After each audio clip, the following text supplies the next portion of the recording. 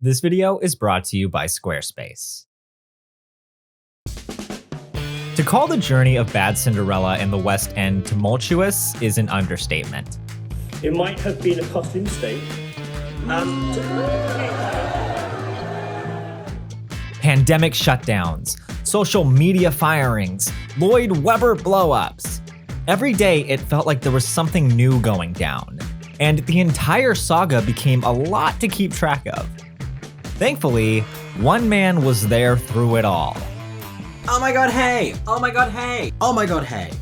For the better part of 3 years, Mickey Jo has relentlessly documented every baffling development of Bad Cinderella, and in doing so, accidentally became the premier historian on the musical.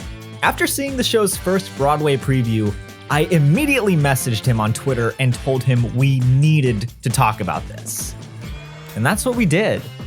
We sat down and talked about the differences between the West End and Broadway versions, changes we hoped to see them make, and the legacy of Andrew Lloyd Webber as a whole. This is that conversation. I'm not your Cinderella. I'm your Bad Cinderella.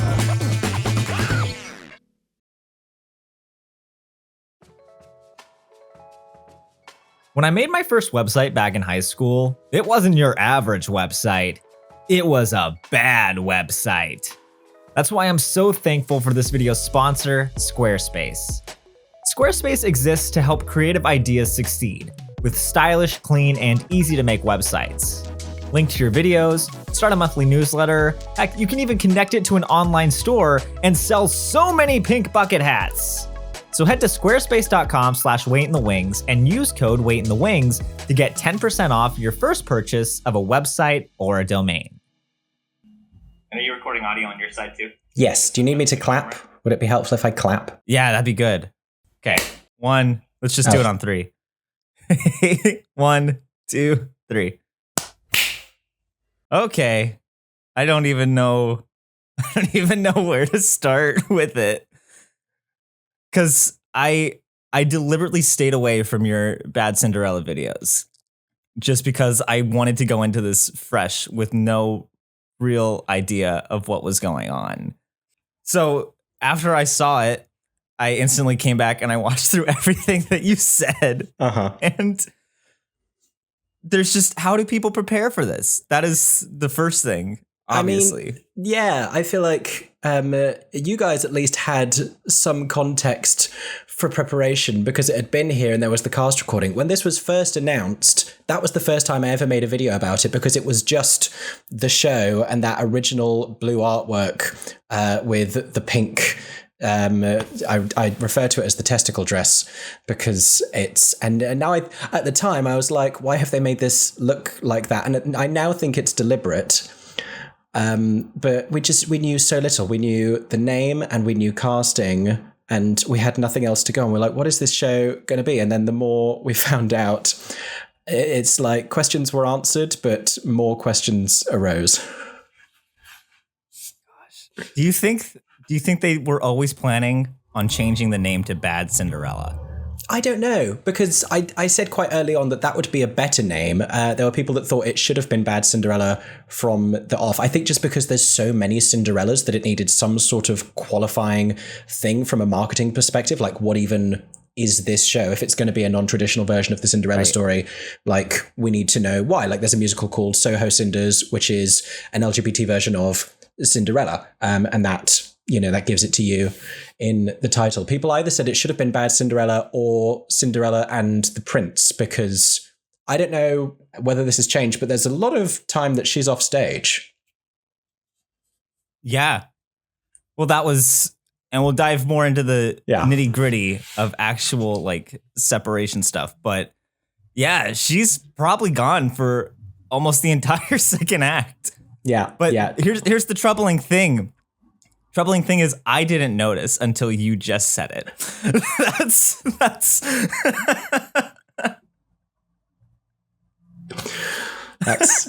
That's a problem. I'm going to say that's a problem. That really is a problem. Yeah. So, I mean, how did you prepare to go into this when you saw it the first time? What was your... I'd listened to the cast recording first, and so there were a few things that I'd already flagged as oddities, will I say. And a lot of it, the thing that jumped out to me the most from listening to the music first was this strange relationship that the Queen had with her son. I know. And I was listening to it, I was thinking, like, this is coming across strangely without context. I'm sure it will make more sense in the show. And then I saw the show. Oh my God. And it was clear, but I was just surprised that they were taking it in that kind of a direction. It's a bold choice. It is. This is definitely Lloyd Webber's horniest show. Oh yeah, I would say. Oh yeah, it's like right behind Cats. I'd say it's his horniest human show, because Starlight Express as well. Like, oh, that is a very horny show. Deceptively sexualized trains. But this is the horniest parental relationship that you're going to see on Broadway outside of Greek tragedies. Yeah, and it made me think while I was watching the Man's Man number, where you've got. Spoilers for anybody who's watching this. We're in spoiler territory now. Where anybody when all of the hunks of the kingdom and all the friends of Prince Charming come out and they're like lifting barbells and doing these pull-ups, all to do this juxtaposition to show like, look at this lima bean of a prince. And while I was watching this whole sequence, in front of me were two probably like 6 and 8-year-olds in front of me watching this whole thing. And I'm like, and it's obvious that they were like with their like dad. It seems like the mother's not in the picture. So it's like, I think of it as that thing of like, okay, my stepdad's going to take me to Chuck E. Cheese type thing. Where the dad just bought him tickets because it's like, oh, they're in the city. I'll go take him to see this Cinderella. Yeah. And then like, just with how sexy this show is.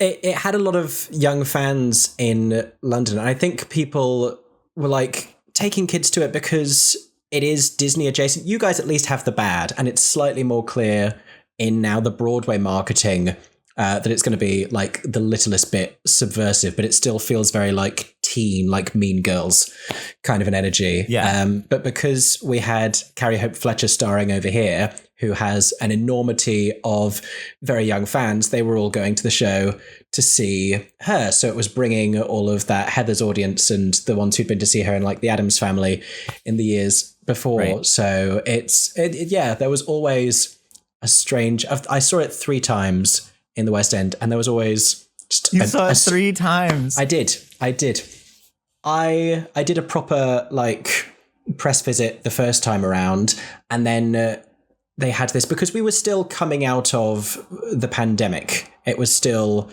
very shaky time, and shows were being closed down and reopening, and they decided to take like a month and a half off in January, and then they reopened, and they said they were going to retool the show and change some things. So I went back to see what the changes were, and they put in bows dancing, and they changed, and they put some flowers in the foyer, and that was pretty much the changes to the show. Like they didn't tweak it all that much, but that was exactly when it now transpires they were also casting for the Broadway production at the same time. Do you know why Carrie Hope Fletcher didn't transfer with it? It's what I assume. So I've not been told anything about this, but my assumption is that was the original plan, because she's been in a few things over here. She's very well known, and like I said, she has a lot of fans, and she opened Heather's when it came over here. That's now become this juggernaut for all of the stagey teenagers. But when Lloyd Webber announced her for Cinderella, he did so as if he was launching her as this star that he was discovering. And she'd very much done a whole bunch of stuff before, but it felt like he was really propelling her, and everyone had assumed that he would then take her to Broadway.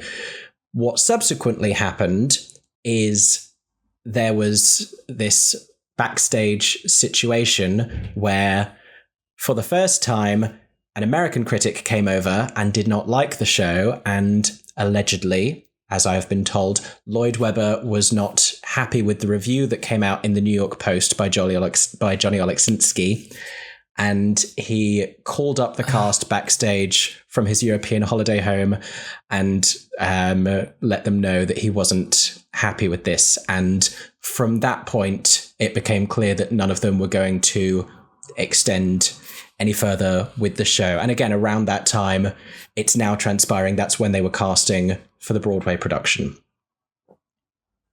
It's a lot like what happened with Sunset and with Patti LuPone. It is. This is Frank Rich came over, saw the show, didn't like it, and then the wheel started. So I'm sensing a pattern. I didn't even realize that the Sunset thing had been motivated by Frank Rich coming over, but it's interesting that so much of this is tied up.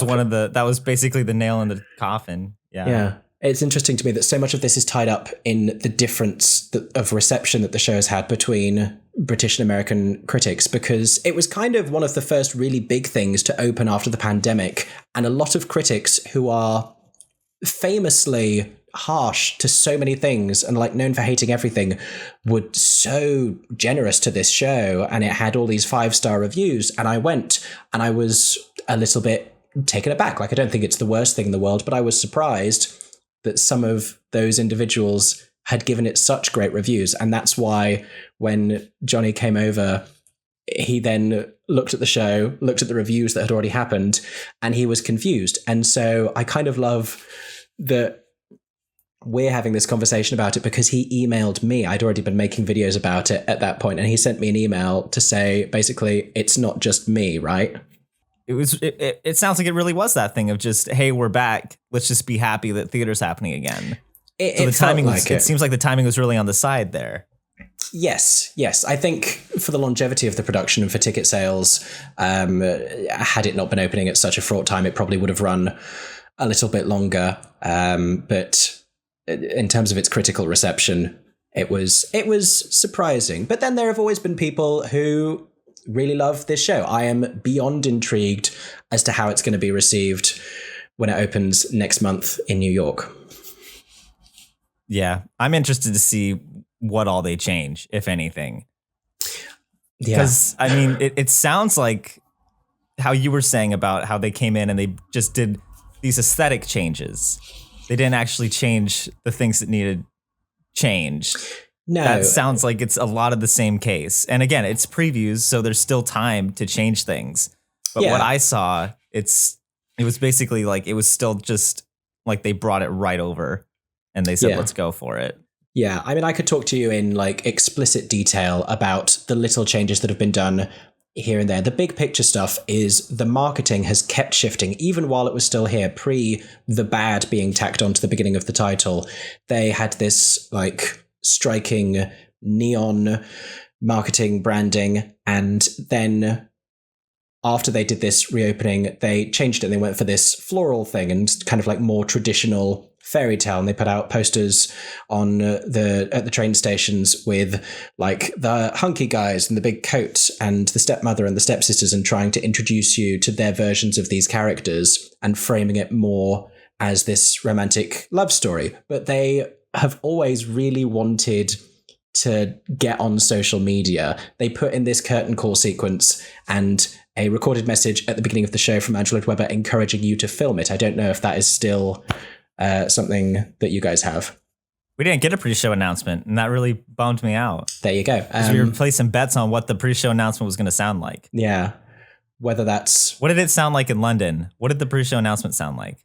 It was... Do your best impression of the pre-show announcement. Oh, God, I didn't even remember what he said, but it was his voice coming over unmistakably and giving you like, hello, this is Andrew Lloyd Webber.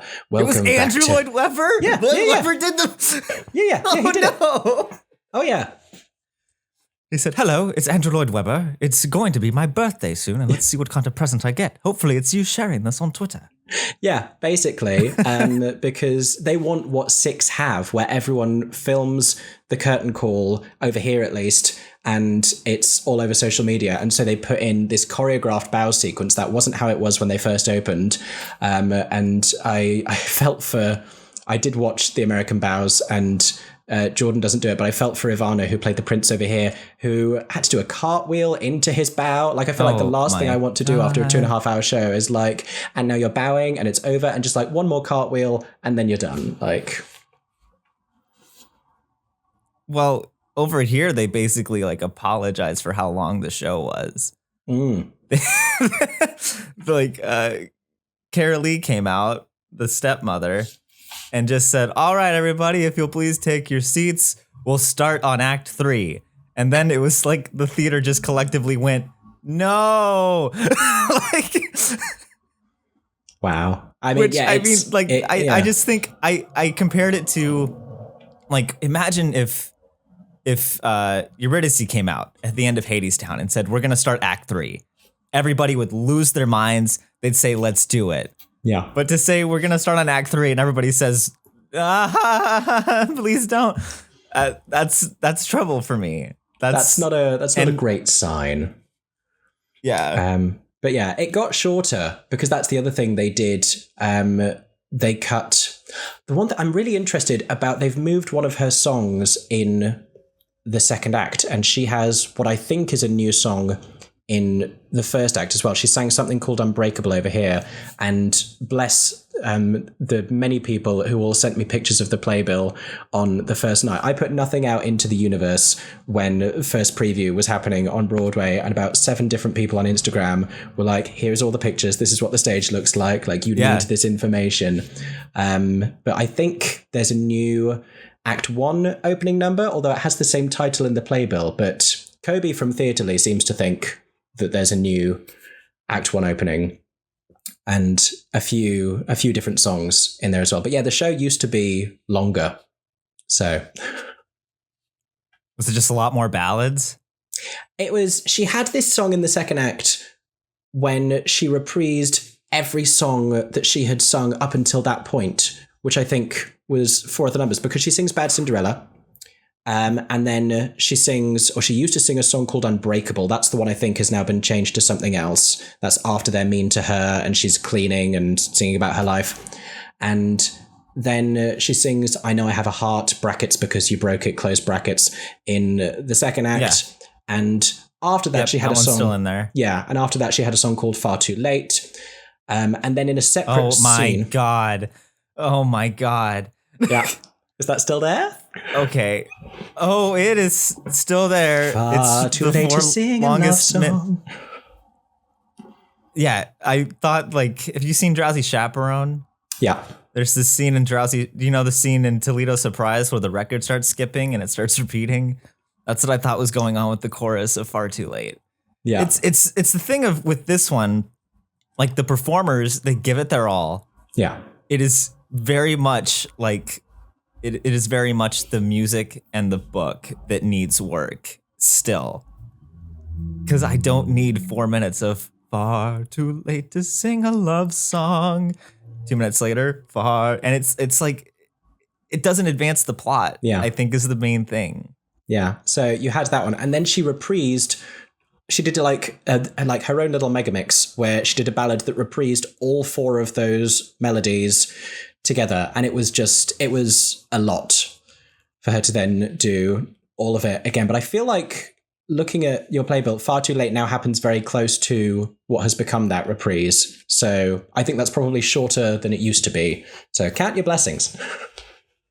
I don't know if it is. I really don't know if it is. I think it might be longer. Maybe it's longer. I started laughing at the end of it. Like when it repeated for the 8th time, I started laughing. I think that's my actual reaction when I did when I listened to the cast recording for the first time on camera, and she gets to the end of Far Too Late and it ends with just a reprise of that line, and she does it again, and I'm like, okay, we're still going. It's still Far Too Late. That's fine. It's far too long to sing a love song. Had she had more sense of haste in the show, the plot would have gone differently, honestly. Mm-hmm. That's very well. They get haste at the end. Yeah. They really get haste at the end. Yeah. I think at the end of Far Too Late, I was there with a friend and I turned and I said, "Andrew, I want to go home. Like, please let me go home." It's 10:30. I want to go home. I have a reservation at Bad Applebee's. Wow. That's longer. I got to see Andy Lloyd Webber. Oh yeah. We got to see him multiple times throughout the night. Yeah. We did like the cheap tickets, and for some reason it was on the orchestra floor, and so I can give the Lloyd Webber report because we saw him by the doors at Act 2, and he was talking very loudly, and he did not appear that happy. Yeah. It was kind of the indignant, like, I don't care. And then I saw him walking down the aisle, and during that bow sequence, I didn't watch the bow sequence because I was recording Andrew Lloyd Webber because I wanted to see what he looked like when the lights came up. And he didn't look happy. I've run into him a few times, and he's never looked happy. So it's just resting Lloyd Webber face. It's resting Lloyd Webber face. Yeah, read into that what you will. He's kind of I kind of think of him as one of those dogs that just has like a permanently grumpy expression, and maybe he's thrilled underneath that, but it's very difficult to say. Someone else that I met up with in the crowd, their name was Jack, and they were from the UK. They flew all the way over from the UK just to see this. Wow. Which is crazy. I don't know why anybody would do that. But so he saw Lloyd Webber at the end of the show, and someone came up to him and said, "Hey, can we take a selfie with you?"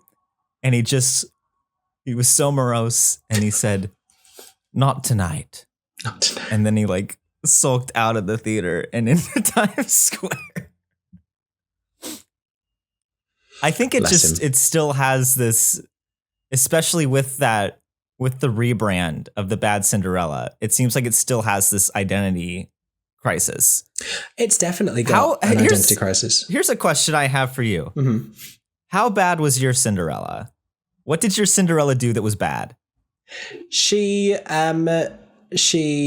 didn't adhere to the town's aesthetic. She dressed like a goth, and she defaced the statue at the beginning when the town is about to be awarded this prize for being the most beautiful town. But the way she defaced the statue changed every time I saw the show, and I had no idea if this was something they were updating or if it's something that they just did differently every single time, because she put a bra on him at one point.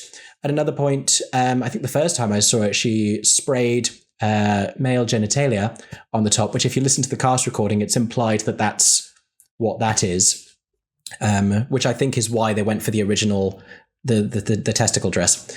But she didn't like torture any animals or anything. She wasn't doing like tax fraud. She's just kind of like regular Cinderella, who's maybe 5% more angsty than fairy tale Cinderella. I really want to see tax fraud Cinderella, and it's just like, it's Wolf of Wall Street. Yeah. But with Cinderella. It's DiCaprio in a ball gown, yeah. Oh my God. I don't even think they have that they're getting awarded best town, like most attractive town in this one. Oh. I think they're just saying we really love Prince Charming. We're really sad that Prince Charming's gone. Here's a statue that we have to commemorate him. Yeah. But Jack, the one who flew over from the UK, he was talking about how like she actually spray painted the statue. Yeah. Ours, you just pull it down, and I can't remember what it said, but it was like Zack Snyder's Justice League red, like painted some saying on it. And it wasn't even painted on the statue. It was like this apron that was tied around the statue's neck. It was something like like beauty is something. Someone sent me a picture of this, because isn't the song lyric now "Beauty is our duty"? And so it was something about duty. That's what it was. Yeah. Beauty is our duty. DOODY. Yeah.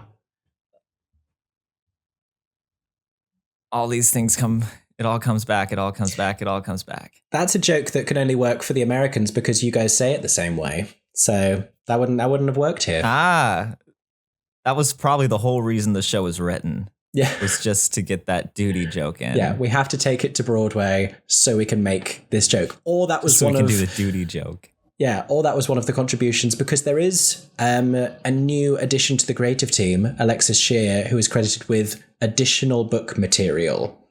And so I didn't know if that was sort of like a little bit of American humor and just sort of taking Emerald Fennell's book and it probably translating it. Yeah. Yeah, it was probably Americanizing it. Yeah, because they'd worked on the Gossip Girl reboot, so I assumed it was like young, trendy that would have been more references. Interesting. Yeah. I wish they would have gone into that more. It's the way that the show presents itself and the way that the show actually is are two very different things. Yeah. And the way that the show presents itself is the show that I want to see. And it's the show that like younger people want to see.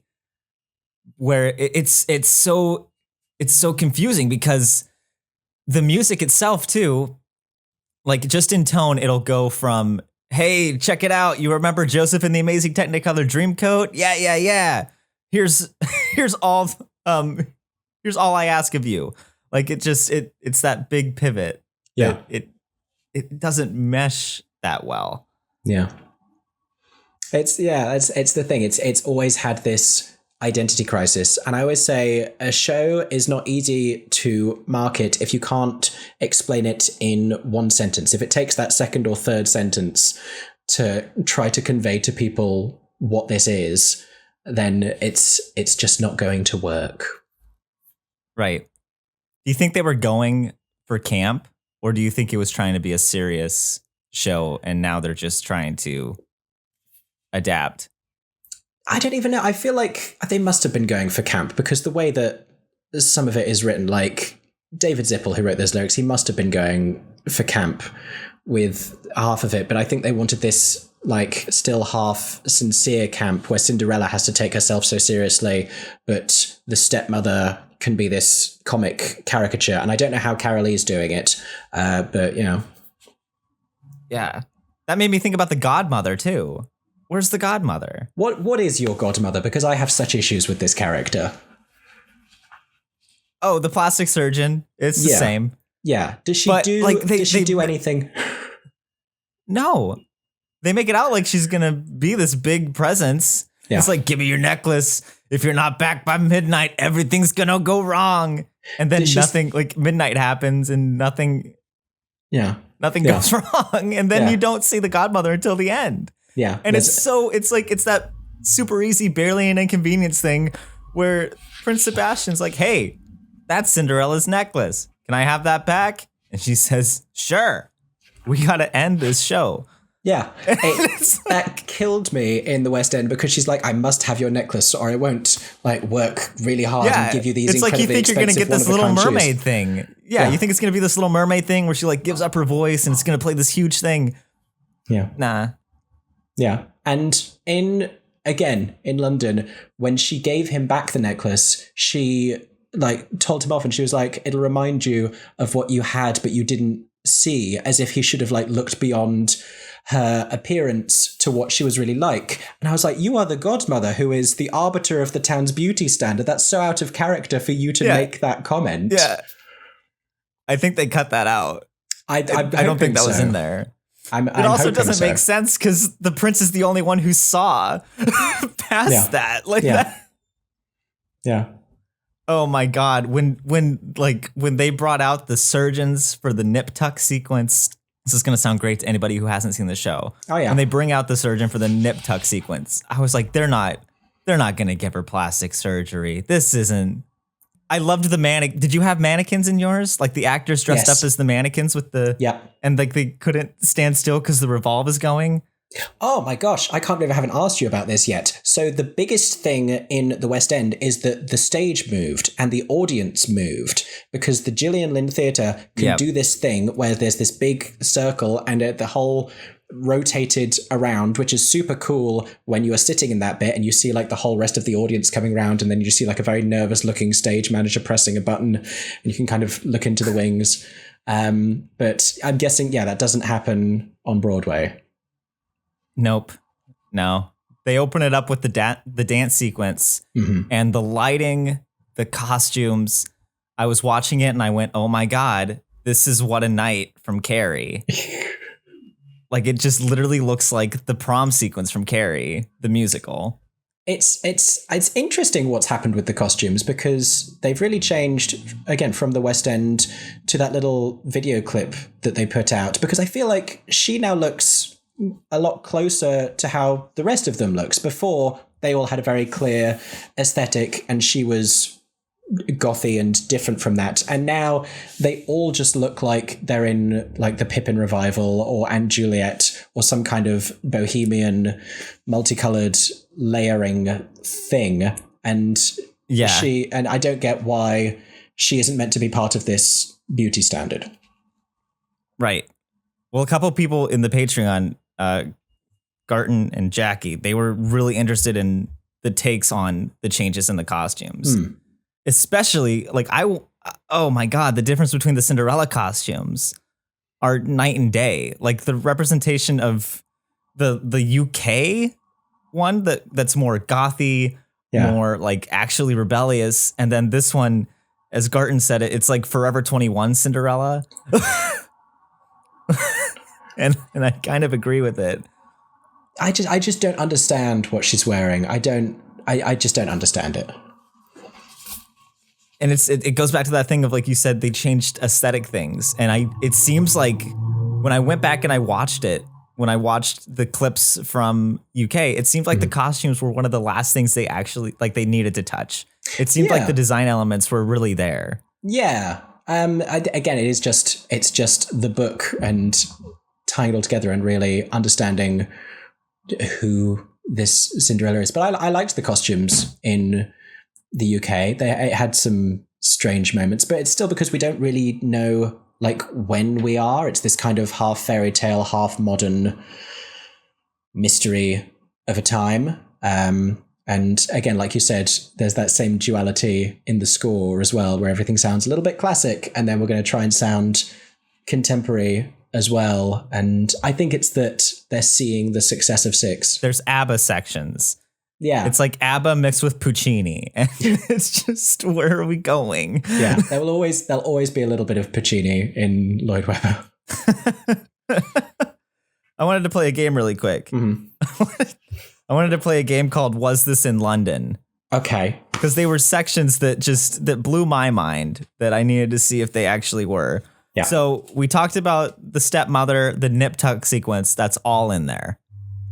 Yes. Do you have is the glass ass in the UK version?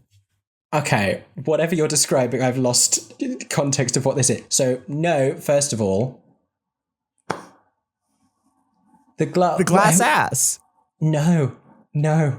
It's right when she walks into the godmother's lair and they have like these two big columns, and it's where she finds the glass slippers, and right above the glass slippers is like this glass ass. I mean, I feel like I would have noticed that on any of my three. I don't recall that. And circling back, probably no glass ass. Yeah. So with the surgery, it was super weird because she implies that she's going to do surgery, but then there was this line about them not really having enough time. So it's basically just like putting her in drag more so than anything else, where they're just like taping things and corseting, because they then remembered that they have to go back to this thing at the end where she actually hasn't changed and the wig comes off and she still looks exactly like she did before. That makes more sense. Yeah. They said, we'll break your rib, and then I was out of it. Then I stopped paying attention, and then I do remember the glass that. ass. Yeah. No, I did not notice. I'm going to say How does she no. know who the godmother is? How does she show up and know who the godmother is? Is it like she's just like this local like legend, like this black market legend? It's like I don't even get that. It's like a mafia name. Like, oh yeah, you're the godfather. You're the godmother. Like the vet in Better Call Saul or like Breaking Bad. I don't even think it's black market. I think she's just meant to be like this pillar of the community, and every other person at the ball has gone through there that evening and in the days before to get themselves beautiful, and that's just what she does. Well, that would have been nice to know. Okay, here's a question. Mm-hmm. So the Queen and her son, Prince Charming, do they share this really long, uncomfortable kiss? No. Yeah, they share a really long kiss, and it just makes things even weirder. You're a little desensitized, but because she sings all about like every part of his anatomy in the song "Man's Man," and so it's very clear how enthusiastic she feels about her son. But that was all kind of when they eventually then see each other. That wasn't then like consummated. And so I don't know why they'd have gone from the West End to Broadway and thought, you know what, we should lean more into this. We should make this more. I'm worried people aren't really getting how Oedipal this whole situation is. We need to clarify that. Yep. Yeah. I guess over there you're closer to Freud. Like Freud did more stuff over there. Yeah. So here we just really need it like to hammer home the point. Yeah. Or maybe it's just like, hey, incest happens a lot in America. Okay, so, and then over there, Far Too Late, it did keep repeating for 4 minutes. Yes. But it felt like 8. But I think that's one of the things that they trimmed down when they closed the show and reopened it. So maybe he missed those verses. Maybe he needed them back. Maybe he thought they'll appreciate it. We need to add some running time back into this. Yeah. When they tied Cinderella up at the beginning, did they only do it with just like 2 ropes? See, I've seen the clip and I feel like it looked the same. How many ropes? And did one of those ropes fall off? No. No. I think that was just a preview thing. Yeah. Like just opening like first jitters, but yeah, the rope just fell off. That's hilarious to me because you have this entire mob who are like not really contributing to the whole like get her thing, and then just like 2 people will tie her up and then 1 rope will fall off and they'll just leave. They'll be like, we did a fine enough job. That's okay. And then the biggest question, did you have the problem where they're like, wow, these 2 leads are the ugliest people we've ever seen. And they're like movie star hot, like...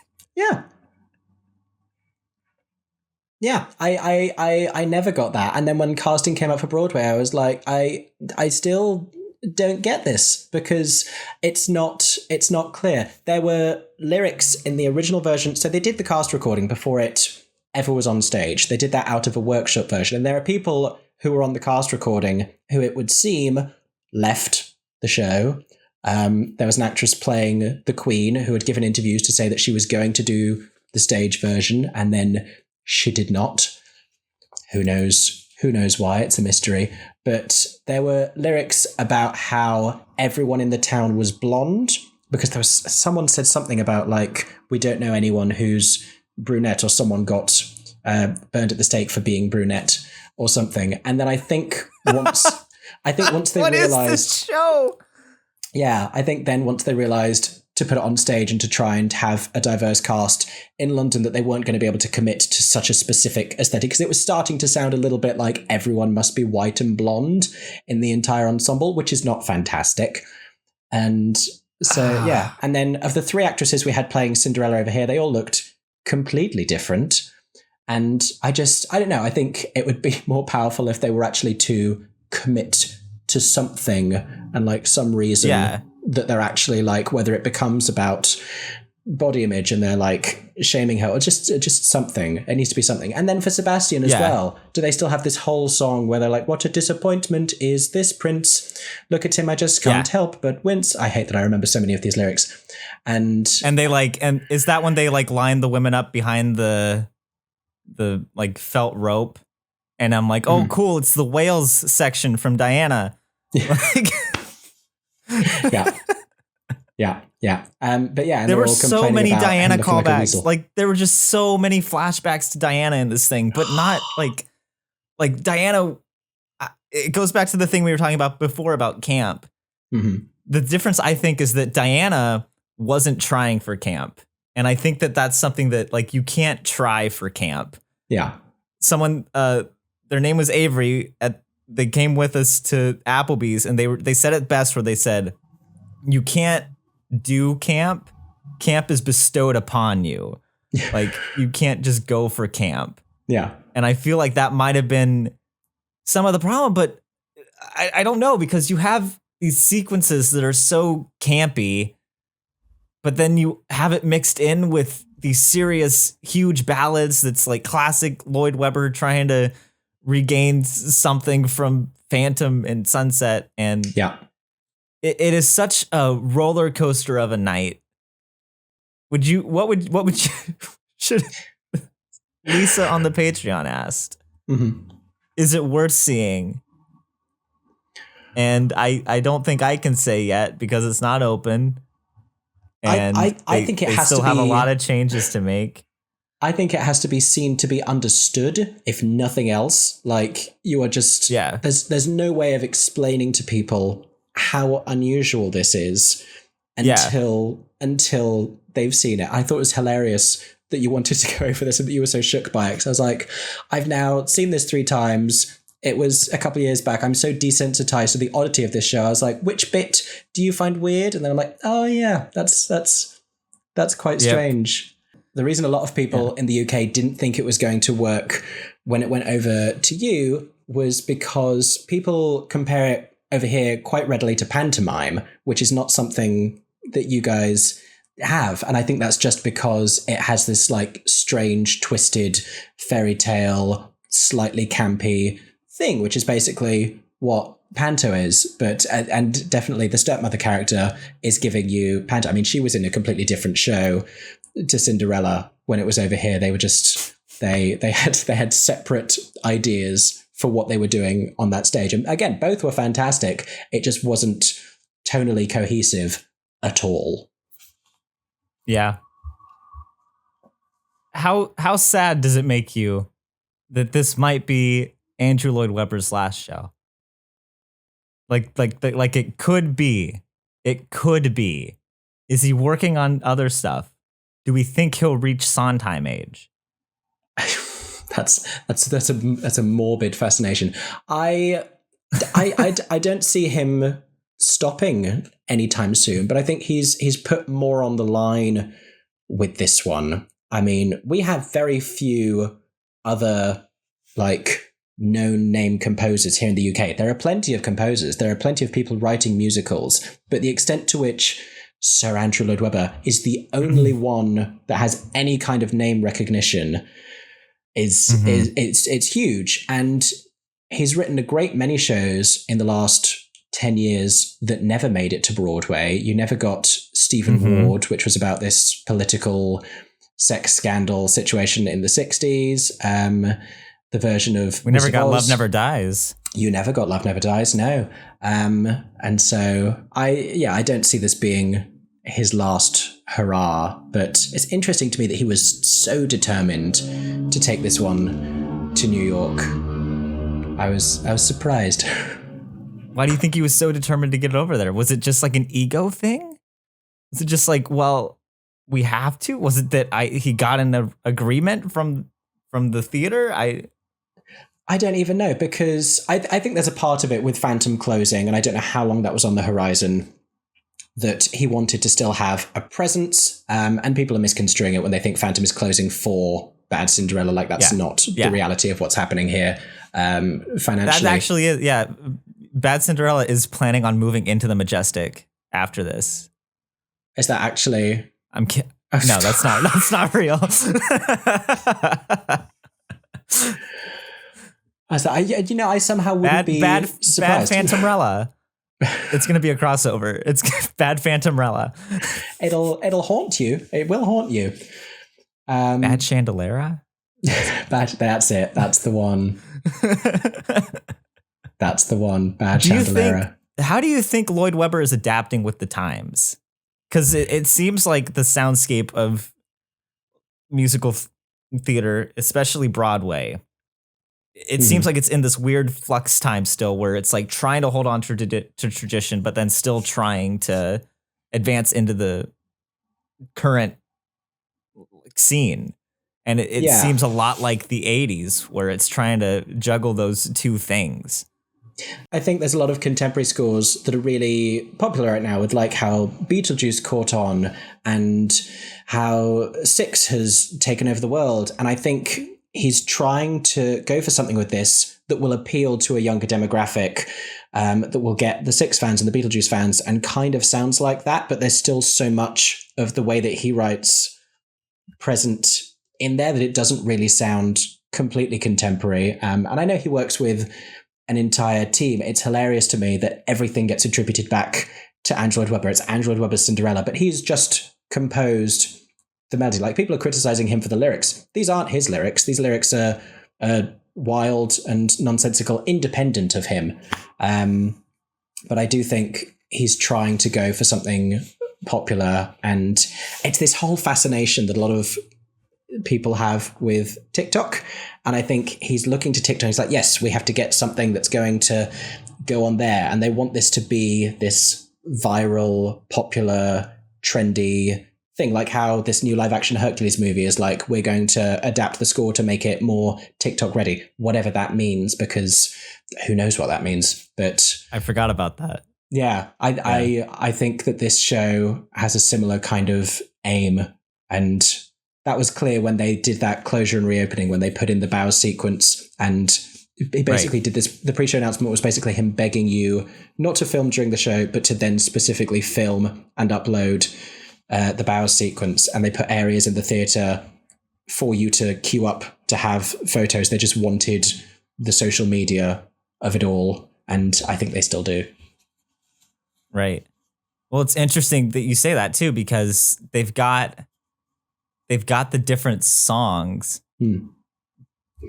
but really the only one that I can think of that would kind of be TikTok worthy is Bad Cinderella. And that song, the more that I think about it, sounds unlike anything else in that score.